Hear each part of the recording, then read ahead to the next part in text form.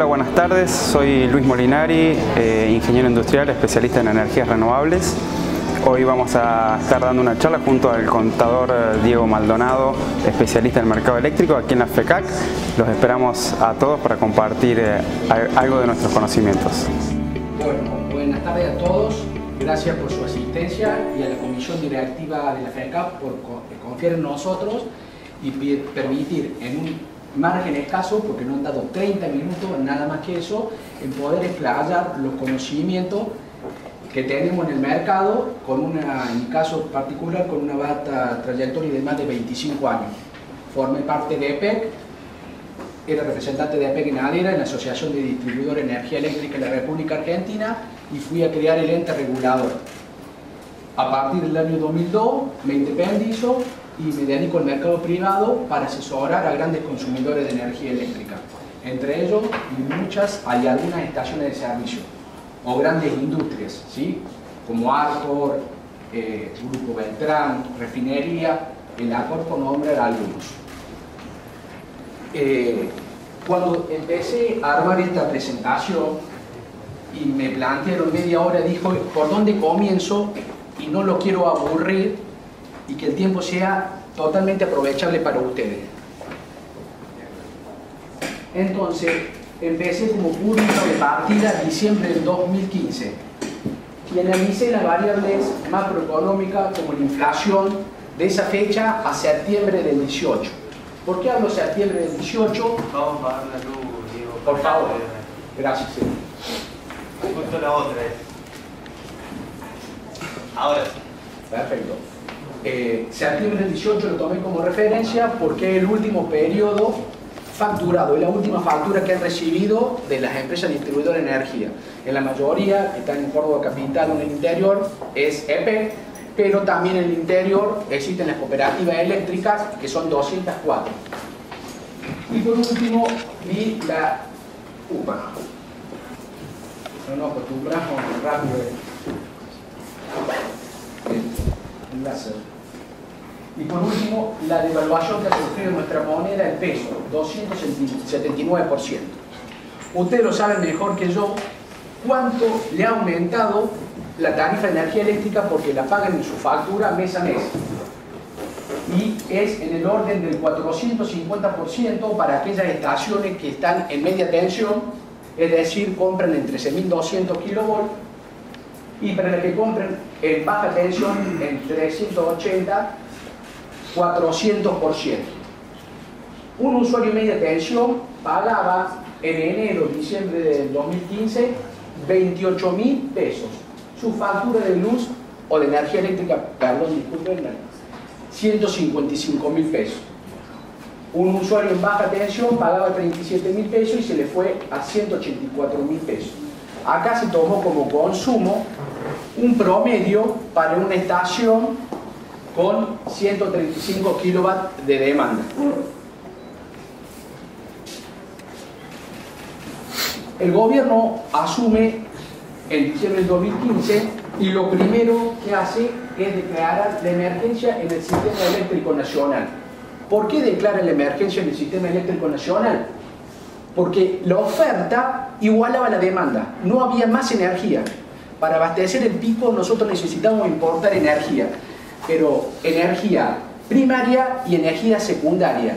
La primaria es la que venía en barcos y secundaria por las interconexiones con los países limítrofes. Es decir, importamos gas para producir energía eléctrica y importamos energía eléctrica ya producida por los países vecinos.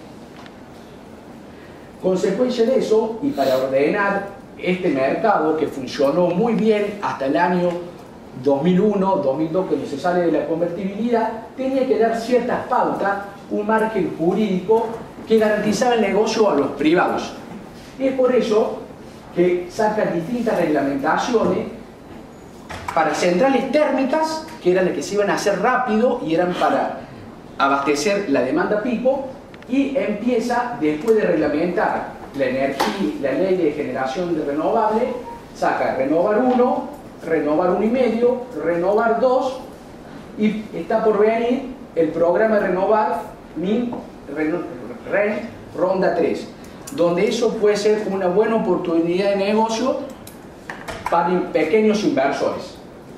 Después lo toco nuevamente este tema y Luis se va a explayar, ya que es el especialista en generación de energía renovable.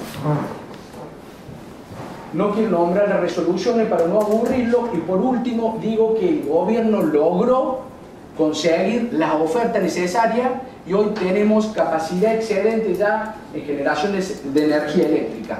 Se aumentó de diciembre del 2015 a la fecha en un 21% nuestra capacidad de generación como Estado Nacional. Para llegar a lo más importante de lo que pagan ustedes y por qué aumentó en esa proporción la energía eléctrica, voy a hacer breves comentarios acerca de primero cómo funciona el mercado eléctrico, porque a partir de cómo funciona el mercado eléctrico se bajan las señales de precio a tarifa. El mercado eléctrico está regulado por la ley 24065 del año 91. Si hacemos un poquito de historia, en el año 91 estábamos en situaciones similares a la de diciembre del 2015, donde la oferta era inferior a la demanda, había apagones. A partir de esa ley se crean ciertas condiciones, se crea un nuevo marco regulatorio y es el mercado actual que tenemos hoy en día, que como dije funcionó muy bien hasta la salida de la convertibilidad. Posteriormente se dicta en 2006 la ley 26.190 de energía renovable, pero no trascendió, nunca se aplicó, no se reglamentó, y sí, en el 2015 se dicta esta que reemplaza la anterior, y en el 16 se reglamenta. A partir de esa reglamentación se empiezan a llamar, a dictar esas resoluciones y a llamar a licitación a los distintos proyectos. Entonces, en función, y esta última es la ley que todos están escuchando ahora, que se ha reglamentado ahora, que es la ley de generación distribuida. ¿Qué significa generación distribuida? Muy por arriba lo toco. Doña Rosa va a poder poner un panel arriba del techo de su casa y va a poder autoabastecerse e inyectar energía en la red. En función de esta normativa, interactúan los agentes del mercado eléctrico mayorista, que los agentes del mercado eléctrico mayorista son cuatro: generación, que es quien produce la energía eléctrica; transporte, quien la transmite; distribución, quien le lleva a los usuarios; y los grandes usuarios. Todo esto coordinado por CAMESA, que CAMESA es la compañía administradora del mercado eléctrico mayorista, sociedad anónima. Esto es, para que lo entiendan, es una sociedad anónima, pero es sin fines de lucro. Está conformada por el 20% de cada una de estas asociaciones, más el 20% de la Secretaría de Energía y del Estado, y con el voto de oro del Estado. Esta compañía tiene dos funciones: primero, administrar el mercado, y segundo, operar el mercado, que es la función más importante del organismo encargado del despacho. Gracias a la tecnología que maneja y a la gente, a sus recursos humanos capacitados, no ha habido grandes cortes, nada, cuando la oferta estaba igual a la demanda. Entonces, CAMESA juega un rol fundamental en el mercado eléctrico mayorista. Para empezar a definir rápidamente cada uno de los agentes, decimos que generación es declarado un mercado competitivo del sector eléctrico de los distintos eslabones, es el único declarado mercado competitivo, donde interactúan empresas privadas, empresas públicas, y en función de sus precios que declaran y de las condiciones de oferta y demanda, CAMESA es la que lo ordena despachar. El transporte es el que lleva la energía de los generadores a las distribuidoras, o en un primer momento a las distros troncales, y es declarado un servicio monopólico, es declarado un servicio monopólico, un servicio público por su naturaleza de monopolio natural. ¿Qué significa esto? Que por la naturaleza de la industria eléctrica es conveniente que por acá al frente pase una sola línea eléctrica y no más de una, porque sería, desde el punto de vista económico, innecesario y muy costoso. Existe una única empresa en el país que se llama Transener y lleva la energía en 500 kilovolts. Como dije, esta empresa Transener tiene puntos de entrega a las distros. Las distros son las distribuidoras troncales que existen por regiones. Acá en Córdoba, la distro es Epectro, ¿sí? Y hoy en día tiene 3 enchufes al sistema nacional. Malvinas, Argentina, Almafuerte y la última, Arroyo Cabral. Hasta hace muy poquito, ustedes veían en su factura de energía, cargo transitorio obras, Arroyo Cabral. Por último, la distribución. La distribución es igual que el negocio del transporte, es declarado servicio público por su naturaleza de monopolio natural. Y existe una única prestadora. Es la que lleva la energía a cada uno de los usuarios.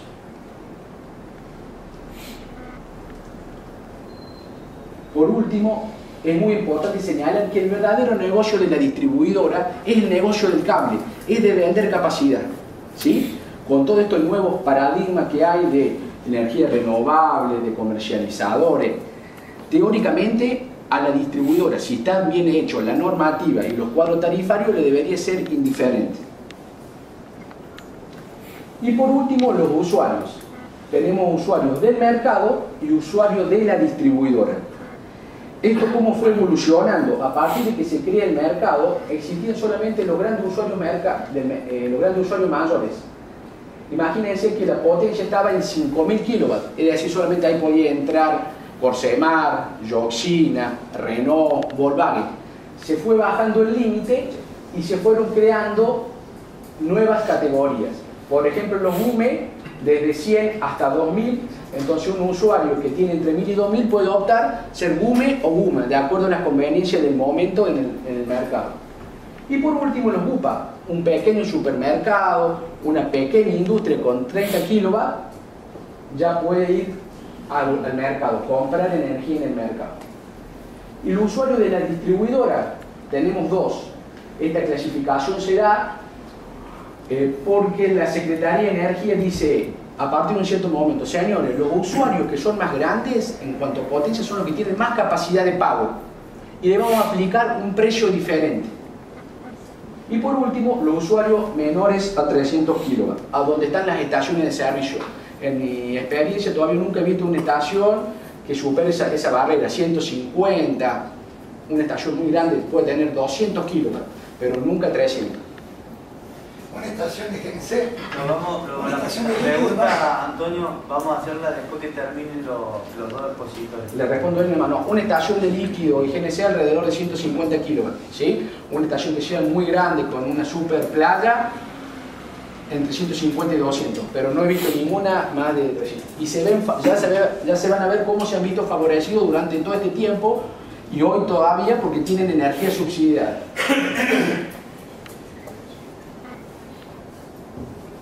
Entonces, vimos cómo funciona el mercado y ahora vamos a caracterizar al mercado de Argentina. ¿Cómo está conformado el MEM, el mercado eléctrico mayorista? En Argentina, y tomando como información el informe anual de CAMESA 2017, que es el último informe publicado, teníamos 36.150 megas. A la fecha, tenemos 37.775, es decir, se aumentó un 10.000 megawatt hora, un 21% que les señalaba anteriormente cuando comenzaba la charla. ¿Esto por qué?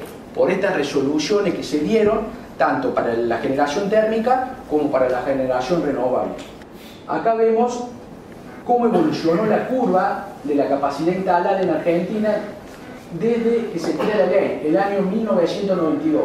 Recordemos, vivíamos una situación de crisis energética como la de ahora y fue el punto de partida, a partir del nuevo marco regulatorio, donde año a año se incrementa esa capacidad de generación, porque se dio en un contexto de contratos fiables, en moneda dura como el dólar, hasta que se salió de la convertibilidad. Momento a partir del cual dijimos no vamos a invertir más y la curva pasó a ser plana, una meseta, se amesetó. A partir de acá nos estamos quedando sin energía de nuevo y el Estado Nacional, con fondos adeudados a los generadores privados y con un fondo específico, que es el famoso FONIM-BEMEN, que lo pagan todos los usuarios, hasta los residenciales en su tarifa de energía eléctrica, fue creando centrales de ciclo combinado, que hoy la administra ENARSA, y que ENARSA hoy se está desprendiendo de esas centrales. De la energía que se produce en Argentina, ¿quién consume la energía? ¿Cómo es la matriz de consumo? El 42% es residencial, el 29% es consumo intermedio, hasta 300 kilowatts, donde están las estaciones, y lo mayor de 300, otro 29%. Acá está el kit de la cuestión. ¿Por qué no podemos salir de este gran problema de cortar los subsidios de energía eléctrica? Porque el 42% es residencial, 42% son los votos, porque el 42% la mayoría de la gente no tiene capacidad de pago para enfrentar el costo real de la energía eléctrica que está en dólares. Acá le gráfico, le detallo, mejor dicho, la información que da Gamesa en su página, donde informa el máximo de consumo que se dio, y se dio en este año. Un día hábil, el 8 de febrero, a las 3:30 de la tarde, cuando hacía una temperatura media en Buenos Aires de 30,2, 26.320. Se logró cubrir ese pico sin ningún inconveniente. Si vemos los picos de un sábado y de un día domingo, se registraron en años anteriores, en 2017, en diciembre y en diciembre del 2015. El pico este se da en el horario... Disculpe. El pico este se da en el horario de la siesta. El pico en el sistema eléctrico, si usted ve en su factura, energía pico, energía resto, energía valle, es de las 18 a las 23. Esa regulación también quedó desactualizada, porque ahora los picos en el sistema se dan por lo general a la siesta, los días de mucho calor, porque la gente ha cambiado su consumo por la incorporación de aire acondicionado en su casa.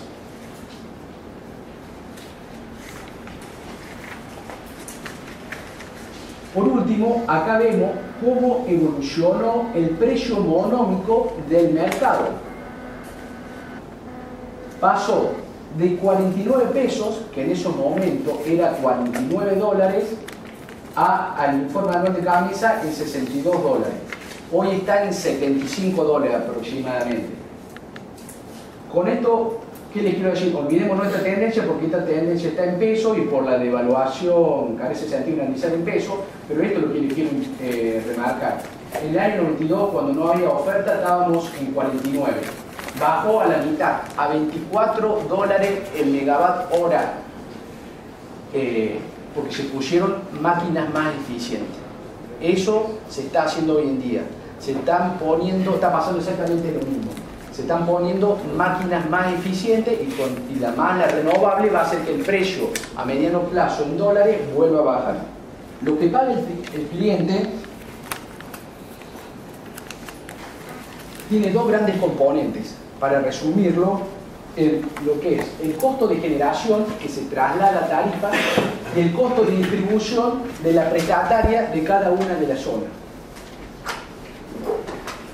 El costo de generación en el país, Gamesa lo determina hora, como lo decía, por las condiciones o la interacción de oferta y demanda. Imagínense si una empresa distribuidora tiene que pasar a su cuadro tarifario o tiene que tarifar un precio horario de energía eléctrica. Es inviable. Entonces crea lo que se llama el precio estacional. ¿Qué es lo que es el precio estacional? El precio del mercado estabilizado para un semestre.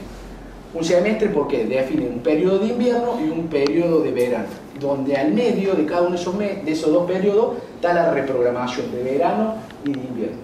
Una vez aprobado el precio estacional, que lo calcula Gamesa, lo aprueba la Secretaría de Energía por medio de una resolución, están autorizados las distribuidoras locales a pasar a su cuadro tarifario y empezar a cobrar la energía que factura. ¿Cómo evolucionó el precio estacional de la fecha de partida a la fecha? Enero del 16 valía 70 pesos el megawatt hora, 7 centavos el kilowatt hora. Eso pagaban ustedes, 7 centavos. Hoy en día están pagando 1.400, 1 peso 40. Me detengo acá y señalo esto que le decía, gracias a que son usuarios menores de 300 kilowatts. Un usuario de más de 300 kilowatts está pagando 2.400 pesos el megawatt hora, es decir, 2 pesos 40. Y el costo de generación real del mercado es 2.800. Es decir, los grandes tampoco logran cubrir el costo de generación. Esto se da a partir de agosto del 18, que ustedes lo notaron cuando le vino su factura a fines de septiembre, pero lo notaron más los mayores de 300. Usuarios de 4 megas, 5 megas, le ha venido 2 millones más en su factura de energía eléctrica. ¿Sí? Suma muy importante que hace muy difícil la gestión de las empresas. Y el otro componente es el costo de distribución. El costo de distribución es el costo de operar y mantener las redes de la distribuidora local. Ese costo de operar y mantener debe ser para una empresa eficiente, hago hincapié acá, empresa eficiente, porque no se puede trasladar cualquier costo tarifario, ¿sí? Y lo autoriza, en el caso de la provincia de Córdoba, el ente regulador de servicios públicos. A nivel nacional, para las empresas que eran de capital federal, el famoso ENRE. Entonces, habiendo definido qué es lo que uno tarifa y sus dos componentes, pasamos a qué paga el cliente, cómo es la estructura tarifaria. Un cliente paga cargos fijos, que vienen asociados a su demanda, a la demanda que consume. Esa famosa que yo dije, esos 135 kilowatts de demanda que establecí como promedio, en donde tiene una demanda de pico y una demanda fuera de pico. Y unos cargos variables por energía, energía pico, resto y vale, hasta llegar al total neto de impuestos. A eso se le agregan los impuestos. Otro problema más que tienen los consumidores, porque entre IVA y los impuestos específicos de energía eléctrica tenemos un 42%. Si le sumamos ingreso bruto, que anda a la percepción alrededor del 11%, digo alrededor porque a veces 5,5 o a veces 22, estamos hablando de más de un 50% de impuestos. Lo importante es el 12% ese que no lo pueden recuperar ustedes como crédito, porque no es un crédito, son impuestos específicos en energía eléctrica. Me detuve también en, cómo se comportaba el mix entre costos fijos y entre costos variables, la factura de un cliente en diciembre del 2015 y en septiembre del 2018, para tomar medidas correctivas para poder bajar la factura de energía eléctrica para recontratar bien el servicio. Una factura en el año 2015, finales, pagaba el 82% de fijo y el costo variable un 18%. Hoy paga un 43 y un 57%. Casi se ha equilibrado. Un usuario mayor de 300, el costo fijo es el 30%, el 70% es variable. Es por eso que ahora se habla de eficiencia energética. Anteriormente no se hablaba de eficiencia energética porque la energía valía 7 centavos el kilowatt hora. Con porcentajes muy similares para baja tensión, donde pasa del 82 al 84 el cargo fijo y de 18 a 16. Y hoy de 43 a 48 y de 57 a 51. Perspectivas del sector. ¿Cómo veo o qué pienso de lo que se viene? En cuanto a precios, hoy el precio estacional para los usuarios menores de 300, con respecto a un gran usuario mayor a 300, está atrasado un 55%. Pero eso no me da tranquilidad que ese es el techo. El techo es lo de abajo. El precio estacional actual con respecto al costo actual del mercado está atrasado un 100%. Esto es lo que hace, las tarifas dan señales de precio claras para tomar decisiones. Entonces es muy importante estar asesorado, saber cómo funciona el mercado, qué es lo que se espera para que las decisiones que se tomen en un futuro sean correctas. Entonces, por lo que se espera en cuanto a precio, por lo que se espera un aumento de los cargos variables de energía. En cuanto a la normativa, Córdoba se encuentra en una situación particular con respecto al resto de las provincias. Está a punto de sancionar, o está estudiando, mejor dicho, y está a punto de sancionar un nuevo marco regulatorio eléctrico provincial.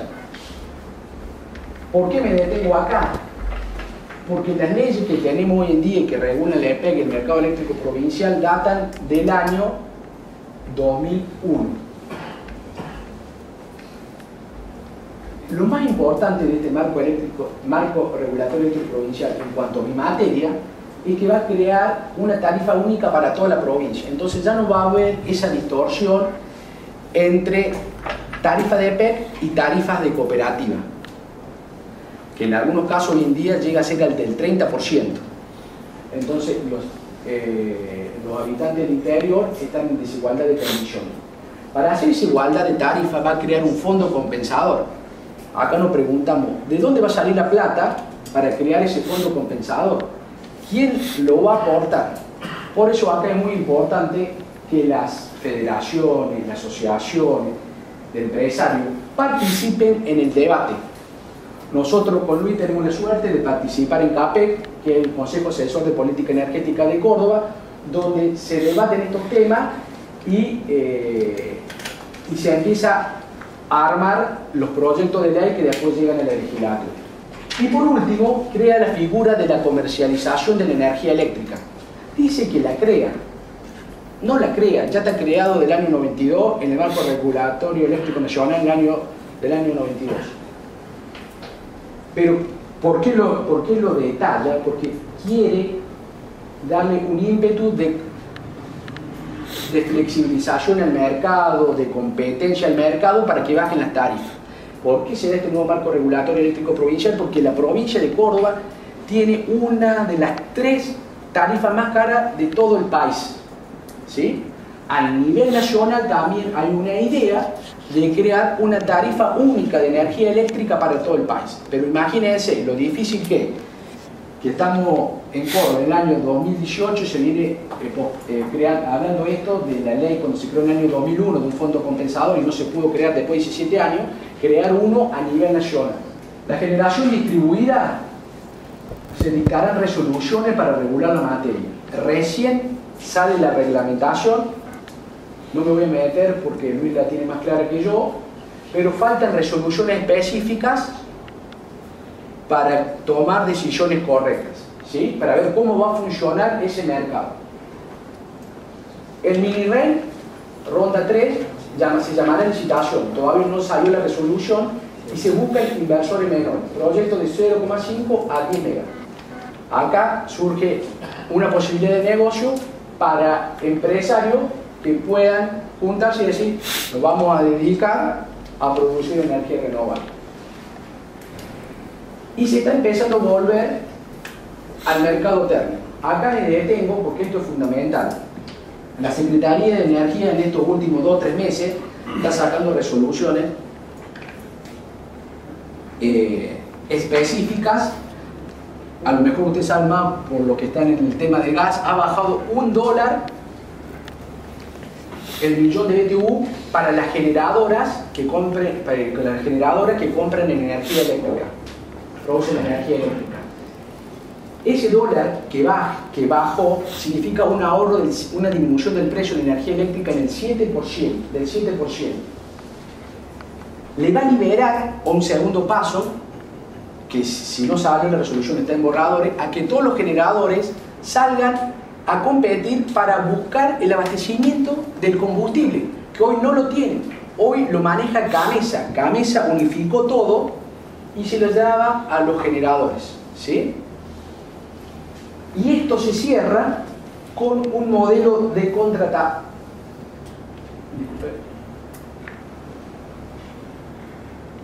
Con un modelo de contratación de demanda, como es el del gas. Un usuario va a tener que salir a comprar su energía eléctrica a un generador o a un comercializador. Y en donde va a empezar a pagar, en lugar de una sola factura, 2 facturas, ¿sí? Una por el fluido y otra por el negocio propio de la distribuidora, que es el peaje. Digo que el MES tuvo manejado hasta el final de 2015 con una visión cortoplacista, ¿sí? En donde las inversiones en infraestructura no alcanzaban para cubrir el crecimiento de la demanda. Existía una matriz de subsidio muy importante y que no reflejaba el verdadero costo de generación. Por eso todos los residenciales salieron a comprar electrodomésticos. Luis ahí hace un gráfico muy importante. La población crece, la energía eléctrica crece a un ritmo más importante que lo que crece la población. Entonces nos estamos convirtiendo en electrointensivos. Pero eran por las señales de precios que estábamos recibiendo en ese momento. A partir de la declaración de la emergencia eléctrica nacional, se empieza a planificar a futuro, llamando licitaciones de generación térmica y renovable, y dejando reglas claras para los inversionistas. Y comienza a eliminarse los subsidios y costo de generación. Esto fue en 4 etapas, en 4 periodos distintos hasta llegar a la última, agosto del 18. Es de esperar que con la llegada de las nuevas inversiones, el costo de la generación de energía eléctrica tienda a disminuir en el mediano plazo en dólares. ¿Recuerdan ustedes ese gráfico que les mostraba la evolución del precio económico del mercado? ¿Cómo bajó de 49 a 24? Yo pienso que en términos de dólar va a decaer. ¿Por qué? Por la generación renovable y por las nuevas máquinas térmicas que tienen rendimientos calóricos mejores a los actuales. El mercado eléctrico, por último, el mercado eléctrico es un mercado complejo, donde las soluciones simples no son las mejores para tomar decisiones a largo plazo. Desde ya, muchas gracias por su atención.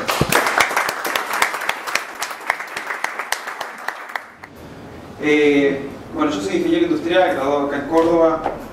Como dijo Diego anteriormente, a través de la Comisión de Energías Renovables, en la cual coordino en la Cámara de Industria Eléctrica de Córdoba, participamos del Consejo Asesor de Política Energética de la provincia. Es un órgano consultivo.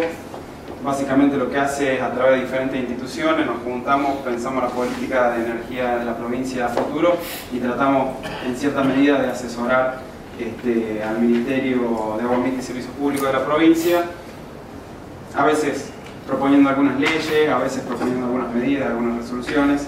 En mi caso participo de la Comisión de Energía Distribuida, de Generación Distribuida, y de la Comisión de Agua Caliente y Sanitaria, que también generamos un par de leyes ahí dentro del Ministerio que fueron sancionadas este año. Participo también de diferentes instituciones, de la Comisión de Energía Distribuida, también del Consejo Argentino del Comité Mundial de Energía, y doy clases en la Facu, en la Cátedra de Energías Renovables y algunas cosas más. Como consultor privado, asesoro a diferentes empresas, también a instituciones. En términos de renovables, tuve la suerte de trabajar 2 años en Italia, cuando esto recién comenzaba, haciendo proyectos, haciendo ingeniería, desarrollo, fabricación de componentes, y después, bueno, volví al país a tratar de traer un poco de esas cosas para acá. 10 años después estamos comenzando a ver algunas cosas interesantes en renovables, y a través de esta charla voy a tratar de transmitirles algunos de los conocimientos para que ustedes se puedan llevar algo y traten de empezar a ver a las renovables como una posibilidad y como una oportunidad de negocio para el sector de ustedes.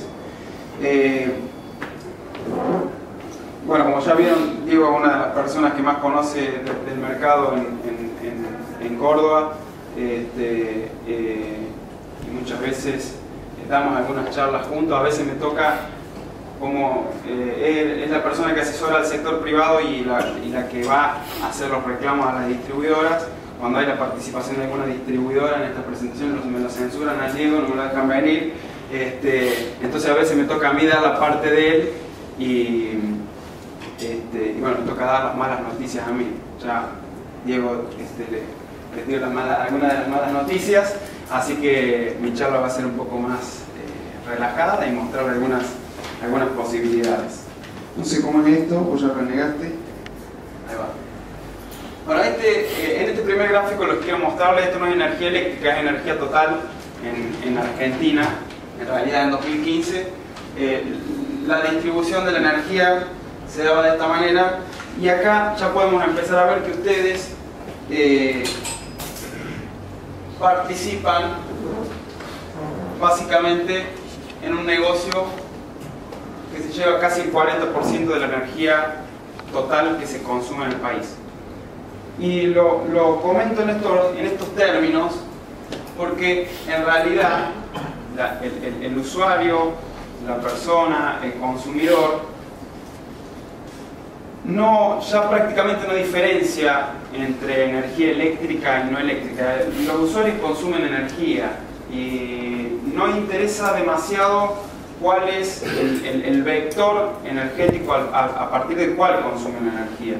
Entonces, muchos de nosotros hemos empezado a notar que en nuestros usos y costumbres energéticas ya no nos interesa si calentamos el agua para tomar el mate con una pava eléctrica o usando la hornalla. La cabeza nuestra en términos energéticos va hacia la necesidad y el vector energético va cambiando en la medida de conveniencia de los usuarios.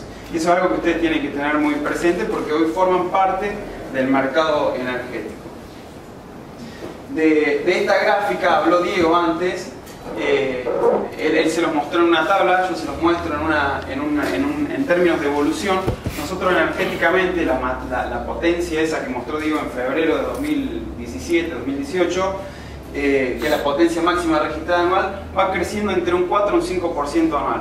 Y la población nuestra de Argentina está creciendo en términos del 1-1,5%. ¿Qué quiere decir esto? Que estamos siendo cada vez más electrointensivos. Estamos consumiendo cada vez más energía eléctrica y es una propiedad, digamos, de las costumbres que estamos adoptando. Nosotros nos damos cuenta en nuestro uso que tenemos cada vez más artefactos eléctricos. Si bien podríamos pensar, no, pero somos cada vez más eficientes porque estamos incorporando artefactos cada vez más eficientes, eso no es una realidad, porque en realidad estamos mejorando en eficiencia de consumo, pero estamos consumiendo energía eléctrica cada vez más. Y si nos comparamos con el resto del mundo, acá tenemos un montón para crecer porque todavía no somos los electrointensivos que podríamos ser mucho más electrointensivos. En términos de movilidad, si trasladamos el gráfico de torta que les mostraba al principio en términos energéticos, en 2017 consumimos 21.333 kilotoneladas equivalentes de petróleo para mover carga y mover pasajeros. Acá están ustedes. Si eso lo trasladáramos a energía eléctrica y un poco hablando de movilidad eléctrica, ya que es algo que ustedes están escuchando permanentemente, significan 248.000 gigavatios hora incorporados al sistema, que no importa el número, lo que interesa es que la movilidad eléctrica es bastante más eficiente que la movilidad por combustible y implicaría meter en el sistema 62.000 gigavatios hora de energía extra a lo que estamos utilizando hoy. En términos de gráfica, digamos, sería poner esta curva allá arriba. Lo que quiero decir, y un poco transmitirle un poco algo de tranquilidad, es que sí, de la movilidad eléctrica se va a dar en los próximos años. Nosotros generalmente, respecto al mundo, en estas cosas venimos 12 o 15 años atrasados. Se va a ir incorporando de a poco, pero la transformación que haría falta en el sector eléctrico para transformar todo nuestro parque de movilidad en energía, en parque eléctrico, va a ser muy importante y va a necesitar cambios estructurales muy grandes en el sistema eléctrico para que eso realmente suceda y tenga impacto.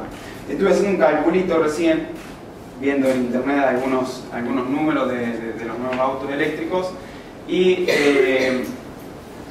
me daba algo así que para que un auto, para hacer 20 kilómetros con un auto eléctrico se necesitan 6 kilovatios hora de energía. En términos de un usuario residencial, y si lo comparáramos con el auto a combustión más eficiente hoy, un usuario necesitaría para moverse 20 kilómetros, algo así, como 45 pesos cargando la energía en su casa. ¿Qué quiero decir con esto? Que a precios de hoy, de los cuales ya Diego habló, que están totalmente atrasados, no sería conveniente para un usuario moverse de manera eléctrica, al menos en Argentina. ¿Por qué? Porque el precio del combustible fósil aún sería más económico.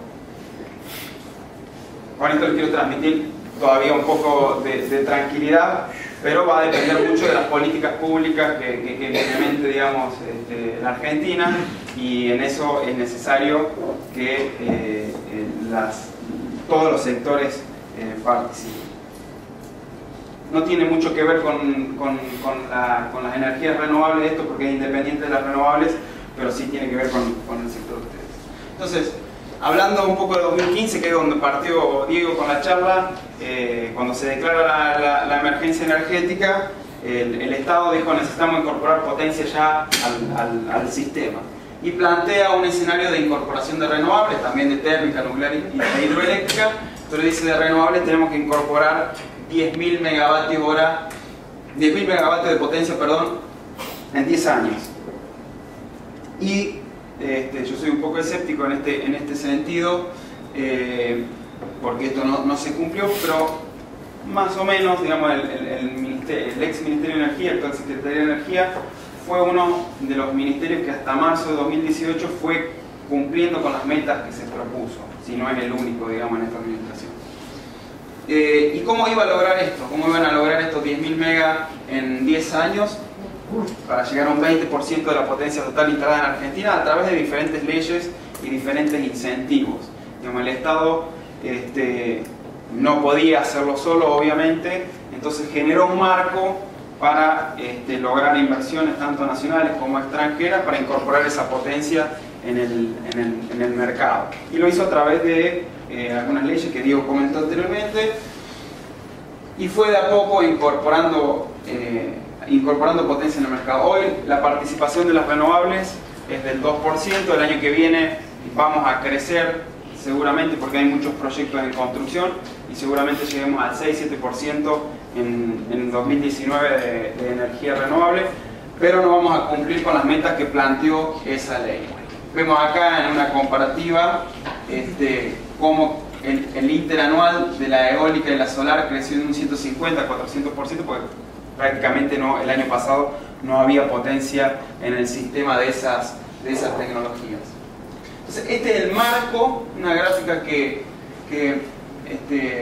recuenta bastante sintéticamente cómo hoy está regulado el mercado de la energía renovable en Argentina. Una primera ley que comentó Diego en su momento, que es la 27191, que es la ley de fomento de energías renovables, a través de la cual se dieron estas licitaciones Renovar.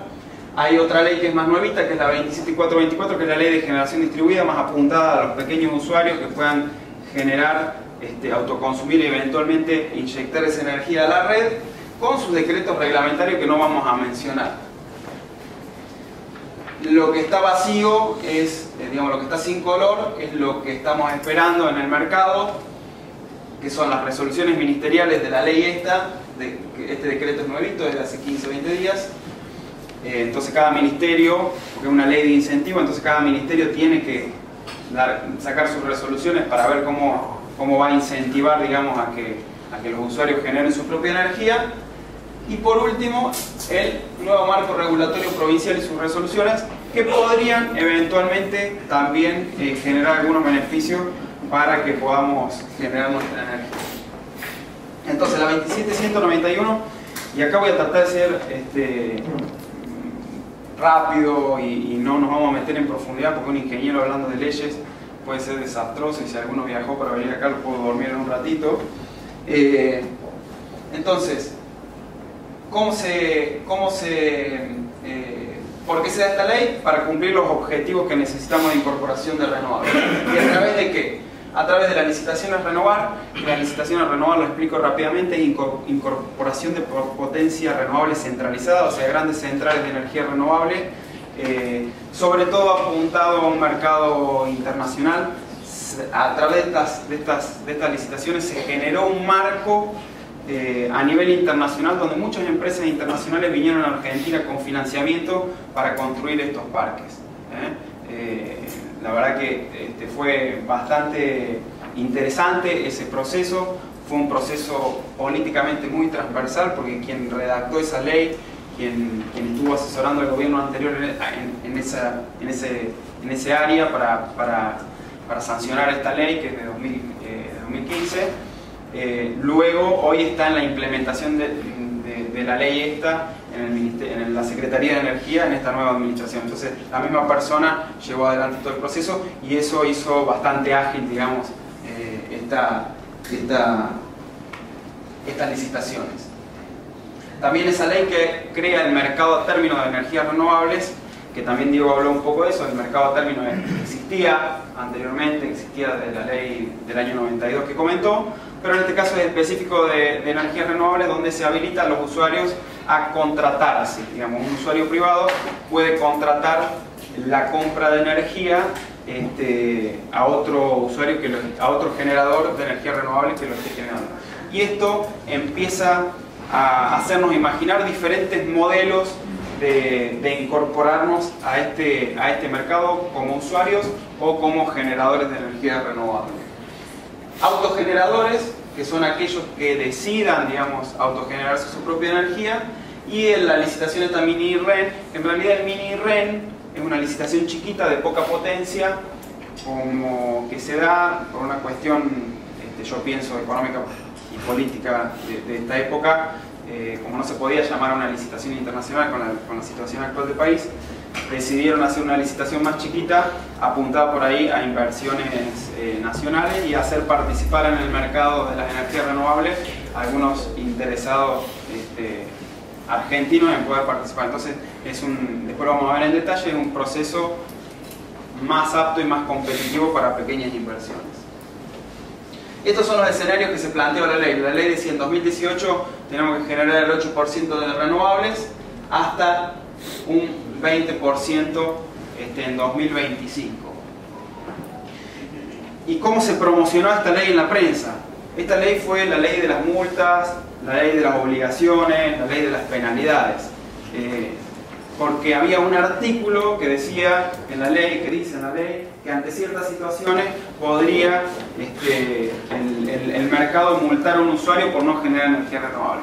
Eso es totalmente falso, es un artículo que está bien claro si uno estudia la ley, que lo que dice es que si uno decide salirse de la compra conjunta de energía renovable de Gamesa, en el caso que esté comprando energía en el mercado, para autogenerarse esa energía renovable y para comprarle esa energía renovable a un tercero, para los usuarios que están obligados a generar ese 8% de energía renovable, que son mayores a 300 kW, en el caso que uno decida salirse de esa compra conjunta y no cumple con lo que dijo, yo como usuario mayor a 300 kW decido irme de la compra de Gamesa porque consigo energía más barata a otro generador que me vende más barato que Gamesa, entonces la compro en el mercado. Si Gamesa viene a los 6 meses y detecta que no compró esa energía renovable, bueno, ahí sí viene una multa, pero se tiene que dar una declaración previa de ese usuario de salirse de la compra conjunta de Gamesa.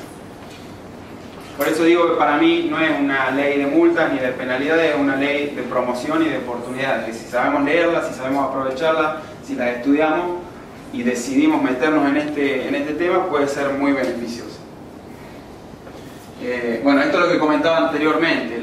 La ley le da el derecho a estos grandes usuarios mayores a 300 kilos a elegir cómo cumplir con esa obligación. Pueden autogenerarse, pueden contratar al tercero en el mercado a término de renovables o pueden quedarse en la compra conjunta de Gamesa. No es la situación de las estaciones de servicio, pero se los comento para cuando vean las publicaciones o para evitar también, porque ahora como es un mercado nuevo, como hay un montón de oportunidades en el mercado, nos faltan oportunistas que nos van a visitar, nos van a decir, nos van a ofrecer, digamos, tecnología o ofrecer contratos para evitar ser multados. Y en realidad hay que analizar bien esa situación antes de firmar cualquier cosa, antes de comprar cualquier cosa. Entonces, si bien esta ley es vista la ley de los renovar o de estas grandes licitaciones, en realidad la ley es una ley de fomento para todos los proyectos de inversión, incluidos los proyectos de autogeneración, cogeneración y o concesionario de obras nuevas de generación eléctrica a partir de fuentes renovables. No es una ley solamente para los grandes proyectos, también es una ley a los cuales se pueden acceder a los beneficios proyectos más chicos. Muy sintéticamente, ¿qué plantea la ley? La ley, a través de un fondo, que es un fondo de 12.000 millones de pesos que se crea a partir del Tesoro Nacional, hace exenciones impositivas de aranceles, amortización acelerada, devolución anticipada de IVA a estos proyectos de inversión. Y para acceder a esos beneficios es necesario estudiar un proyecto serio de inversión y ver cómo se accede a todos esos instrumentos de fomento. Este nuevo escenario, el Mini REN 3, tiene como objetivo, dijimos anteriormente, captar nuevos actores que participen de este marco de renovables en el país. Está orientado a desarrollo de proyectos donde se incluya mayor porcentaje de componentes nacionales, y tiene una ventaja técnica en el proceso que permite conectar proyectos chicos a líneas de media tensión. Esto es muy beneficioso porque hay mucha capacidad ociosa en las líneas de distribución y podríamos generar pequeños proyectos en diferentes puntos de nuestra provincia, por ejemplo, para utilizar esa capacidad. En el renovar 1 y 2 no era permitido. Entonces se van a licitar solamente 400 megavatios y la potencia por proyecto van de medio mega a 10 mega. En Córdoba nosotros vamos a competir, esto va a ser una competencia regional, eso también está bueno porque no vamos a competir, por ejemplo, si quisiéramos hacer un proyecto solar, no vamos a competir con Jujuy o contra cualquier provincia que tenga insolación de la precordillera, sino que nosotros, por ejemplo, en solar vamos a competir con San Luis, con La Pampa, con Neuquén y con Río Negro. Eso genera que nuestra provincia en alguna zona pueda ser muy competitivo para generar proyectos solares de pequeña escala. ¿Y cómo funcionan estas licitaciones? Bueno,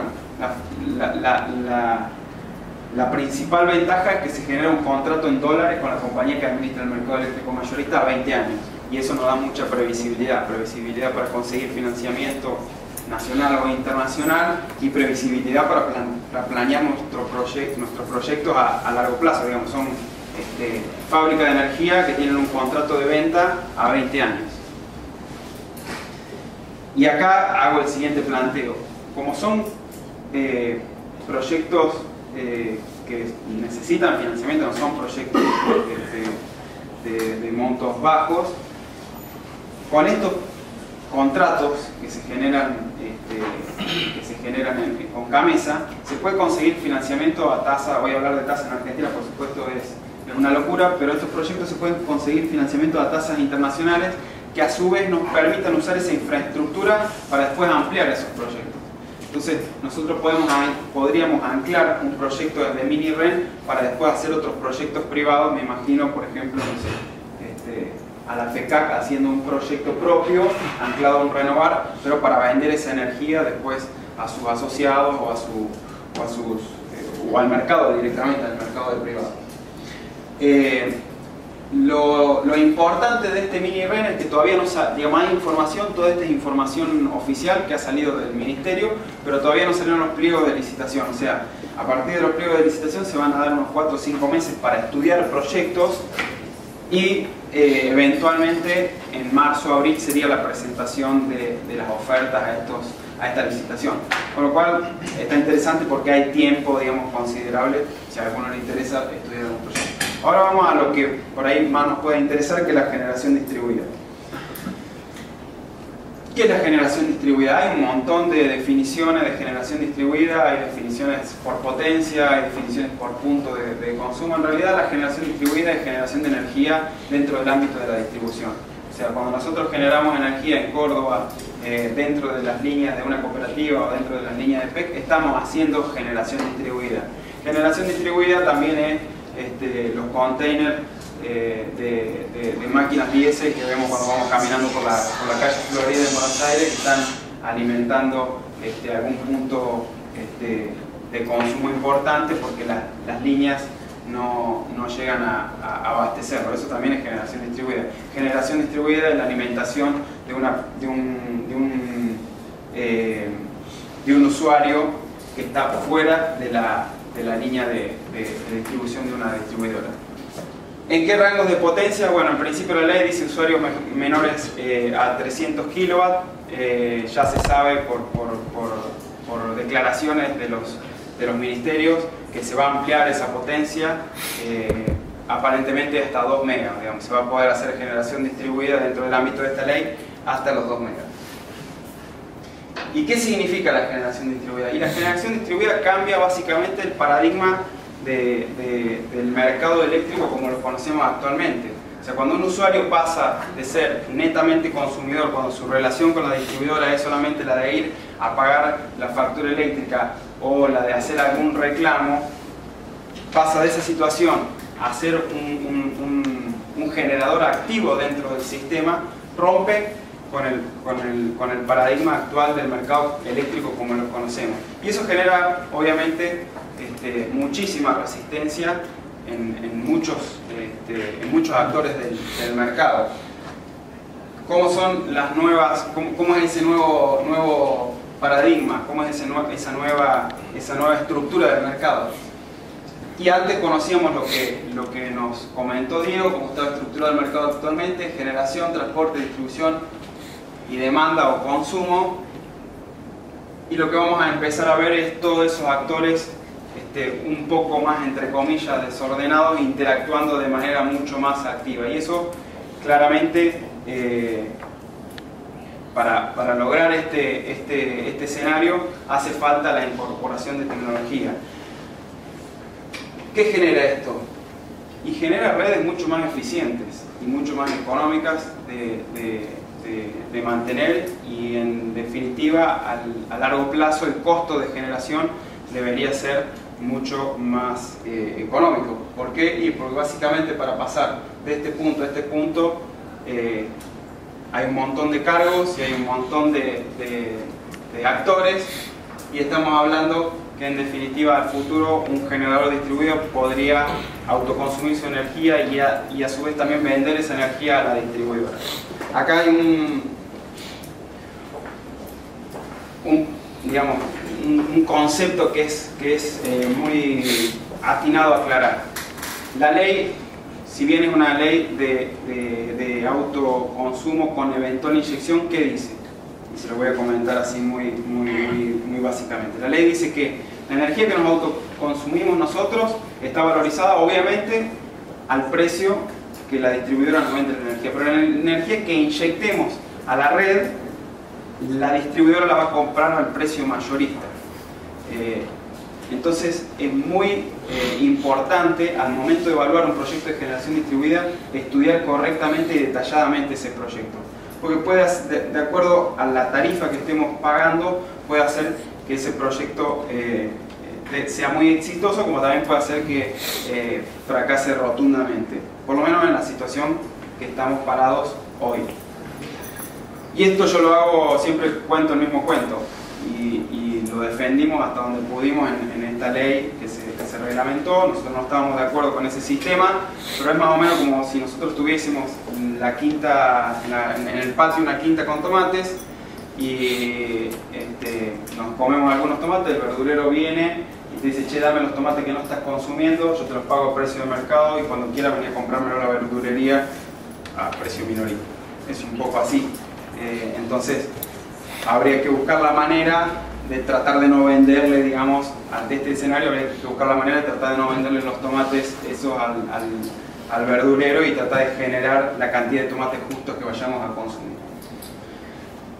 ¿Qué beneficio? Y acá yo hablo siempre de generación distribuida como energía solar porque es en lo que me especializo y lo más tangible, digamos, para la provincia de Córdoba en pequeños sistemas.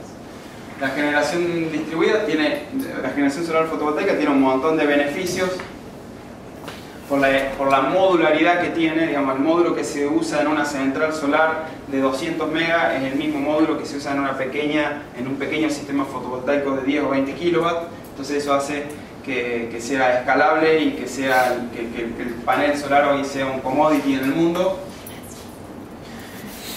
Genera energía en uno de los picos de demanda.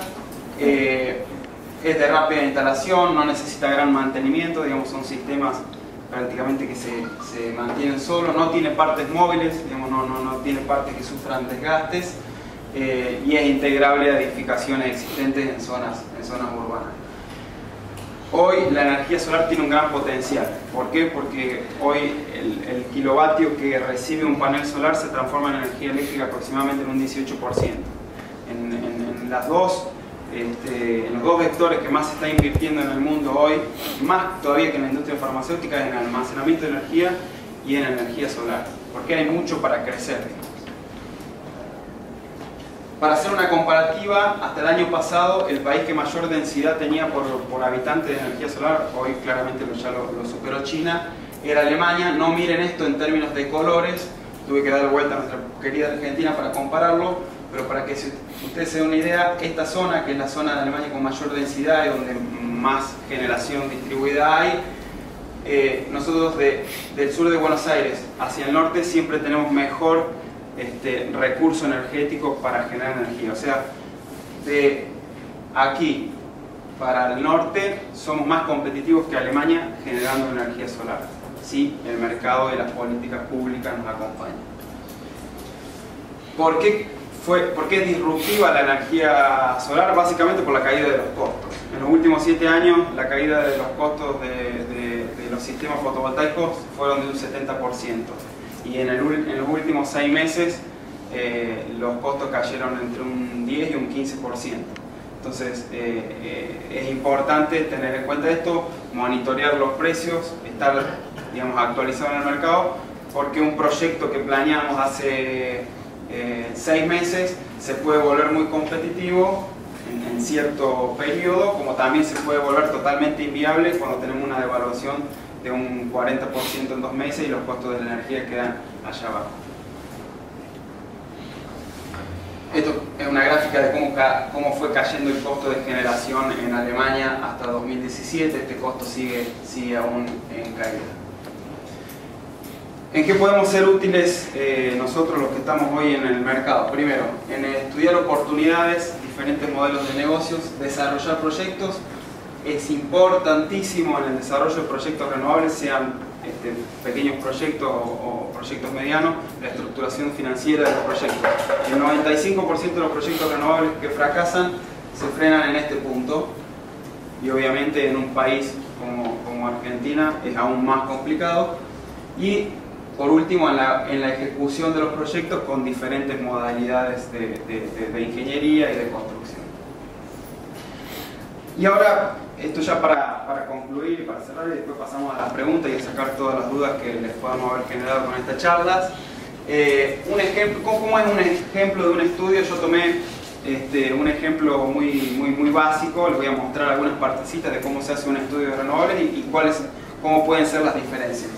En este caso tomamos un cliente que tiene una subestación de 315 kVA, después Diego me corrigió, me dice no, las estaciones tienen potencias menores, bueno, igual la comparativa se puede hacer, y se hace a partir de un perfil de carga real. ¿Qué es un perfil de carga real? Es conocer momento a momento, durante 1 año, 2 o 10 años, cómo consumió energía ese usuario hora a hora.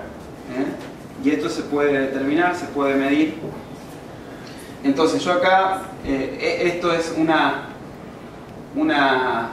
solo un ejemplo de un perfil de carga real de un usuario durante 10 días de enero, cómo cambia día a día ese consumo de energía. Esto fue sacado de un medidor, de un fabricante cordobés que hace medidores inteligentes, y tenemos acceso, digamos, a esa información. Tuve acceso a esa información por esta empresa. Entonces, ¿qué hacemos a partir de ese estudio? Integramos esos datos de demanda hora a hora, en realidad son registros cada 15 minutos, son 35.000 registros al año, con una base climatológica histórica por hora real, no simulada, digamos. Este es el laburo más grande en un estudio de renovables, tener una base histórica real hora a hora de lo que pasó el último año, los últimos 10 años respecto a la radiación solar. Y eso se integra con las variables tecnológicas, por ejemplo con un sistema solar, y a partir de ahí podemos determinar en cierto tamaño, ¿qué pasa con nuestro consumo energético y qué pasa en este caso con nuestra subestación momento a momento, hora a hora? Para después determinar cómo es la rentabilidad de ese sistema, ¿no? Entonces, estos por ejemplo son registros, digamos, que tenemos de ese estudio con diferentes, no vale la pena ahora entrar en detalle, pero vemos cómo hora a hora podemos determinar qué pasó con cada uno de los parámetros eléctricos de nuestro sistema solar, a dónde fue esa energía. Y esto es un resumen mensual de todo el año de diferentes parámetros, digamos, la energía efectiva que salió del generador solar, la necesidad del usuario, qué cantidad de energía del sistema suministró al usuario y qué cantidad de energía en algún momento fue inyectada a la red. ¿Por qué esto es importante? Porque hoy la ley de generación distribuida, como está, nos está diciendo que nos compra la energía a un precio mucho más bajo que nosotros lo estaríamos consumiendo en ciertas situaciones. Eso sería para un usuario residencial. Para un usuario de una estación de servicio, ese número, si Diego no me deja mentir, sería muy similar. Entonces,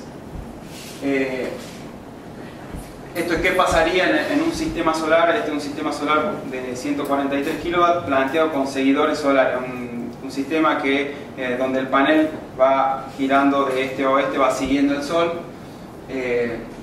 Básicamente este es el tipo de generación que se ve claramente en invierno, genera mucho menos energía que en verano por la cantidad de horas a exposición solar que está expuesto el sistema, y es la eficiencia del sistema. En invierno es bastante más eficiente por la condición de temperatura. Esto es un resumen de la energía que recibe el sistema. Este es un software que se usa para calcular estos sistemas, con cada una de sus pérdidas, un resumen anual. Y acá vemos la necesidad del usuario, que tomó 620 megavatios de la red, el sistema generó 260 megavatios e inyectó a la red 32 megavatios. Digamos, estos 32 megavatios que inyectó la red se los compró a un precio más económico, pero no los perdió, digamos, por decirlo. Y esto es lo que pasa en la subestación del usuario. Un día 1 de enero, este es el perfil de consumo del usuario. Y acá están las dos curvas, una con seguidor y otra con seguidor. Sin seguidor no tiene sentido ponerse a analizar técnicamente qué significa, pero esto es más o menos lo que genera un sistema solar y esto es lo que está consumiendo el usuario. La resultante de esa curva es esta otra curva, es cualquiera de estas dos curvas que ustedes ven en verde. Este es el consumo que tendría en línea de puntos sin el sistema solar y este es el consumo con el sistema solar. Esto es un día 1 de enero que estuvo nublado. Ese mismo día, ese mismo sistema, un día 14 de enero, que fue un día despejado, podría generar cualquiera de estas dos curvas, una con seguidor y otra sin seguidor, respecto a otra curva de demanda distinta de ese día. Esto da como resultado que el sistema desde las 7 de la mañana a las 7 de la tarde está inyectando energía a la red y vendiendo energía a la distribuidora a un precio más económico de lo que la compra. En términos de evaluación económica o financiera, podemos conocer en base a parámetros que le metamos, digamos, a esa simulación, cómo el sistema recupera su inversión. En este caso creo que le pusimos un crédito a 8 años con una tasa del 10% en dólares, que es bastante difícil de conseguir en nuestro país, pero supongamos que la FECAC hace un convenio con CFI, consigue esa tasa para hacer 200 sistemas en toda la provincia a esa tasa, y bueno, y se ve, digamos, que a partir del año 10 u 11 el sistema comienza a generar ganancias. ¿Qué pasa si metemos, un sistema de 145 kilovatios? No es posible hacerlo en el techo de una estación de servicio. Hicimos un pequeño cálculo en 400 metros cuadrados. Podemos plantear un sistema de 22, 23 kilovatios, que sería un sistema acorde a la cobertura de una estación de servicio. Claramente, cuando bajamos la escala, los precios aumentan, porque hay un montón de componentes que son fijos, el costo fijo, entonces el precio por kilovatio instalado aumenta. Se hace exactamente la misma simulación, con la diferencia que a los precios actuales y sin tener en cuenta posibles incentivos que podrían venir acoplados, digamos, de esta ley, el sistema si lo instalamos el año que viene, nos estaría dando un payback en el año 2045. A los precios que estamos pagando hoy, la energía en la tarifa que ustedes tienen. ¿Qué quiero decir con esto? Hay que analizar cada situación en particular, cada tarifa en particular, cada sistema en particular. No hay soluciones estándar en este ámbito. Es necesario, no digo es necesario, es absolutamente necesario que se generen políticas para poder promocionar este tipo de sistemas si queremos realmente incorporarlos en nuestra matriz energética. Y en eso estamos trabajando, digamos, estamos todos esperando cuáles van a ser los incentivos para que esto sea una realidad, porque esto así hoy es muy difícil, es de muy difícil de implementación. Si yo tuviera que asesorar hoy a un cliente mío que quiere comprar un sistema solar, y le diría, che, esperemos el año que viene a ver qué pasa con esto, a ver si hay incentivos, a ver si hay incentivos provinciales, a ver si hay incentivos nacionales para que esto pueda realmente darse. Claramente, como dijo Diego, esto está simulado con una tarifa muy atrasada. Habría que simular esto mismo con una tarifa proyectada a finales de 2019, a finales de 2020, a ver cómo da el número. Nosotros estamos escuchando estos últimos años de energías renovables y nos parece una novedad, nos parece una noticia. La realidad es que en el mundo las energías renovables no son una novedad, son una completísima realidad. Y bueno, seguramente a partir del próximo año van a ser una realidad también acá en Argentina. Y a partir del año que viene vamos a empezar a escuchar hablar, y durante los próximos 4 o 5 años, sobre el almacenamiento de energía. Esto es más disruptivo todavía que las renovables. En el momento cual un usuario pueda almacenar de manera económica la energía excedente, digamos, en el momento en el cual se pueda almacenar energía, y en esto ustedes están mucho más informados que nosotros, porque el almacenamiento de energía, básicamente la investigación en el almacenamiento de energía se da a partir de la movilidad eléctrica.